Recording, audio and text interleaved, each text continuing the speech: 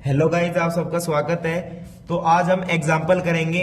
3 example है। First exercise से पहले वो करेंगे। तो एक ही आपको एक और बात बता देता हूं कि हमारे पास होता है एक वर्ड कंसिस्टेंट, एक वर्ड होता है इनकंसिस्टेंट।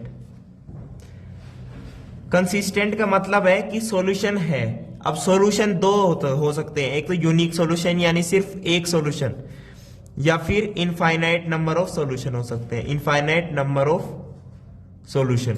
अब इनकंसिस्टेंट का मतलब है बिल्कुल इसका अपोजिट। इसमें तो सॉल्यूशन है, इसके अंदर सॉल्यूशन ही नहीं है, नो सॉल्यूशन, नो सॉल्यूशन।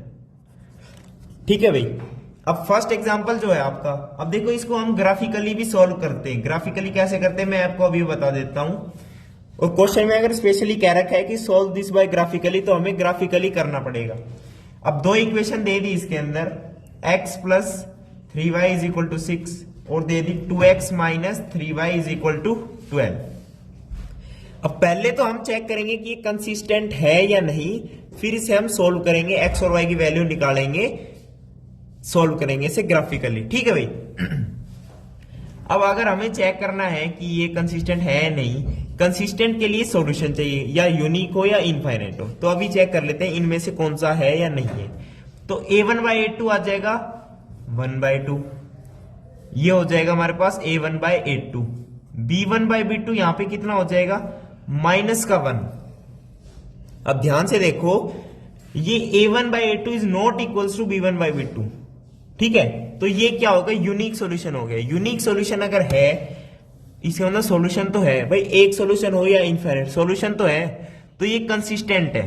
तो ये जो पेयर ऑफ लीनियर इक्वेशन है, ये आपकी क्या है, consistent pair of linear equation. अब कहते भाई इसे सोल्व करो ग्राफिकली। अब ग्राफिकली सोल्व का मतलब क्या है, पहले एक डिब्बा बना लो, बॉक्स बना लो। ठीक है, जहां पे हम x लिखेंगे यहां पे, और यहां पे y लिखेंगे। ठीक है, अब ध्यान से देखो, दो ही वैल्यू लेंगे। x को 0 पुट करोगे फर्स्ट इक्वेशन में, तो y की वैल्यू आ जाएगी 2। अच्छा जी, अब y को 0 पुट करोगे तो x की वैल्यू आ जाएगी क्या, 6। दो ही पॉइंट बतेरे लाइन बनाने के लिए, ये फर्स्ट के लिए है। अब जो सेकंड इक्वेशन है उसके लिए मैं डिब्बा बना देता हूं आपके लिए, ये वाला x और y। अब यहां पे देखना, x को 0 पुट करेंगे तो y आ जाएगा -4। अब y को 0 करेंगे, x की वैल्यू आ जाएगी 6। अब ये हो गया सेकंड इक्वेशन के लिए। अब इनको ग्राफ पे प्लॉट कर दो। देखो x0 y2, तो यहां पे आ गया 0,2 और ये आ जाएगा 6,0, तो 6,0 यहां हो गया। ठीक है, ये बन गया ऐसे। देखिए आपको प्रॉपर ग्राफ में बनाना पड़ेगा, मैं आपको बिल्कुल समझा रहा हूं इजीली। तो ये हमारी फर्स्ट इक्वेशन होगी। सेकेंड इक्वेशन के लिए क्या करेंगे, 0,-4, 0,-4 विल बी हेयर, 0,-4, और 6,0 कहां होगी, अगेन यही होगी। तो ये लाइन यहां से पास करेगी, यहां से। तो ध्यान से देखो, मैंने कहा था यूनिक सॉल्यूशन है। क्या कहा था मैंने, यूनिक सॉल्यूशन। अब यूनिक सॉल्यूशन है तो एक ही पॉइंट पे इंटरसेक्टिंग लाइंस है, एक ही पॉइंट पे कट करेगी। अब वो कहां कट कर रही है, यहां कट कर रही है। ध्यान से देखो, 6,0 पर कट कर रही है। तो यही इसका क्या हो गया, सॉल्यूशन, यूनिक सॉल्यूशन हो गया। तो इसे हम सोल्व कर चुके हैं ग्राफिकली, जिसका सॉल्यूशन है 6,0, x is equal to 6, y is equal to 0। अब same to same second question है। सेकंड क्वेश्चन में क्या कह दिया, देखिए सेकंड क्वेश्चन में आपसे कह दिया, वो हम कर भी चुके हैं इंट्रोडक्टरी पार्ट के अंदर, 5x minus 8y plus 1 is equal to 0, और एक दे रखा है 3x minus 24/5y plus 3/5 is equal to 0। ठीक है भाई।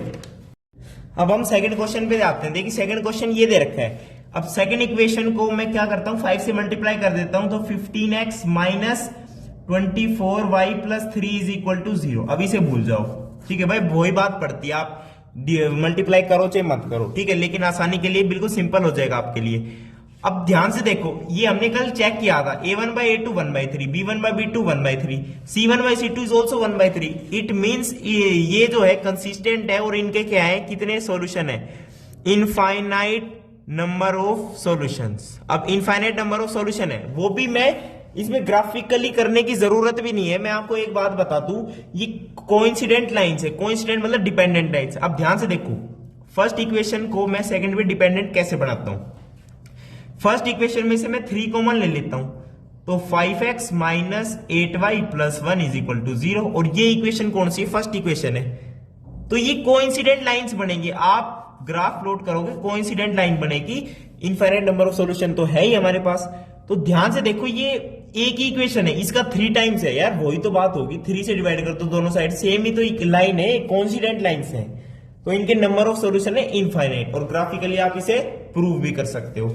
अब जो थर्ड क्वेश्चन है उसे देखिए।